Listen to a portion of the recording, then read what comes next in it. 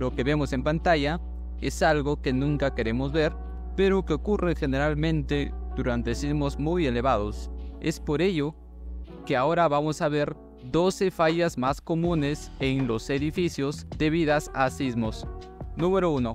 Tallos en tabiquería como son el ladrillo, vidrios, cornisas y parapetos debidas a estructuras muy flexibles, es decir, con poca rigidez lateral y sin un detallado especial para estos. Cuando hablamos de daños en tabiquería, como vemos en la imagen, estamos hablando de daños en el muro de ladrillo, por ejemplo, ¿no? Daños, acá tenemos un parapeto, daños en estos parapetos. Y para los que no conocen lo que son las cornisas, son esta parte de acá, ¿no? Que vemos acá en esta parte superior. Esas son las cornisas. El conjunto de todos estos elementos no estructurales debe de tener un buen detalle constructivo, puesto que estos elementos pueden causar en acciones sísmicas daños a los habitantes porque se pueden desprender, ¿no? Número 2. Elementos con poca capacidad resistente en una dirección, como vigas chatas y columnas con poco peralte en la dirección secundaria. Es decir, como vemos en este plano, tenemos columnas peraltadas hacia esta dirección, ¿no? Pero no tenemos columnas peraltadas hacia la otra dirección. Sabemos que este es un sistema de pórticos donde tenemos vigas principales en esta dirección y vigas chatas en la otra dirección, por lo cual este criterio es obsoleto para un país sísmico, puesto que un sistema de pórticos sabemos que trabajan columnas y vigas y tienen que trabajar en ambas direcciones, ¿no? En dirección X y Y. Y en este caso solamente le dan importancia a una sola dirección. ¿Qué pasa si viene el sismo en la otra dirección? Pues no tiene la resistencia necesaria para soportarlo. Como vemos en esta imagen, tenemos vigas peraltadas en esta dirección. Tenemos vigas peraltadas y acá no presenciamos las vigas. Por ejemplo, acá debería haber una viga, ¿no? De acá a acá y de acá a acá también. En el fondo también debería haber vigas, pero no se aprecia porque son vigas chatas, lo cual no está correcto en un sistema de pórticos. Número 3. Columnas colapsadas en edificios aporticados con vigas mucho más fuertes que las columnas. Como vemos acá en esta imagen, tenemos vigas más grandes, más fuertes en este eje que estas columnas, ¿no? Sobresalen incluso. Suelen a veces construir esto, ¿no? Generalmente en las autoconstrucciones suelen haber muchos errores de este tipo. Y acá, como vemos, este peralte es más grande que el peralte de la columna, ¿no? Por lo tanto, tampoco está bien. Tenemos que hacer valer la preposición de columna fuerte y viga débil. Teniendo estas vigas muy peraltadas, se consigue obtener mayor rigidez lateral, pero si estas columnas son más débiles que las vigas, se van a formar rótulas plásticas en sus extremos de estas columnas, ¿no? Que lo correcto sería que se formen rótulas plásticas en los extremos de lo que son las vigas. Esto ocasiona gran deformación lateral que ocasiona fallas irreparables, ¿no? Puesto que la columna cae, como es la base principal, va a caer todo, ¿no? Falla número 4. Edificios con asimetría en planta producida por elementos estructurales o tabiquería dispuestos asimétricamente que cambian el comportamiento de la estructura. Cuando hablamos de simetría, nos referimos a esto de acá, que es, por ejemplo, tenemos este edificio y lo partimos a la mitad en ambos sentidos. Tenemos que ver que esta parte de acá sea igual que esta otra parte de acá, ¿no? Por ejemplo, acá tenemos esta placa para lo que vendría a ser un ascensor, probablemente. Entonces tendríamos más o menos algo como esto, ¿no? Tendríamos una placa, sus columnas acá. Y acá tenemos 4 columnas, más o menos así. ¿Y qué es lo que pasa si lo partimos por la mitad? En esta parte vemos que va a ser igual a esta parte, pero si lo partimos por la mitad en la otra dirección, esta parte no va a ser igual a esta parte, ¿no? Acá va a contener placa y acá no va a contener una placa, lo cual puede generar algún efecto de torsión acá. Lo mismo sucede con estas edificaciones, ¿no? Que no son simétricas. Acá también, si partimos, nos quedaría, por ejemplo, partimos acá, tenemos esto de acá, estas placas acá, y acá solo tenemos este pedacito de placa, ¿no? Lo cual no vendría a ser simétrico. Número 5.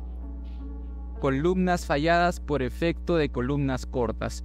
Acá tenemos el famoso efecto de columna corta, ¿no? Que se forma en esta parte por la presencia de estos tabiques de ladrillo con ventanas altas. Estos tabiques que están restringiendo esta parte de la columna, están restringiendo su deformación, por lo tanto se va a tomar como fuera una columna de mayor rigidez, por lo tanto esta parte va a resistir los mayores esfuerzos. ¿Y qué va a pasar? Va a fallar, como vemos acá en la imagen. De esta forma fallan las columnas cortas, generalmente en construcciones de instituciones educativas. Número 6.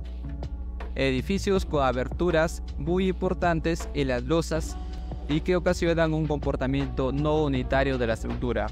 Caso de edificio con puentes que unen dos zonas de su planta, como vemos en esta imagen, o con losas que no permiten aportar rigidez como para considerar la existencia de un diafragma rígido, como vemos en estas dos imágenes. Acá la existencia de diafragma rígido es prácticamente imposible por la gran abertura que existe, ¿no?, en estas losas.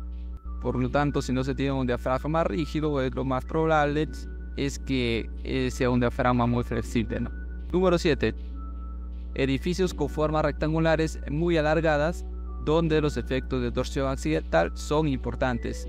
Los edificios muy alargados usualmente también tienen la hipótesis de diafragma rígido, que van a perder validez, y que también estos edificios muy alargados, que por su tamaño el movimiento durante un sismo es diferente, por ejemplo en esta parte de acá, que en esta parte de acá no puede ser diferente, y lo que puede ocurrir es el colapso del edificio.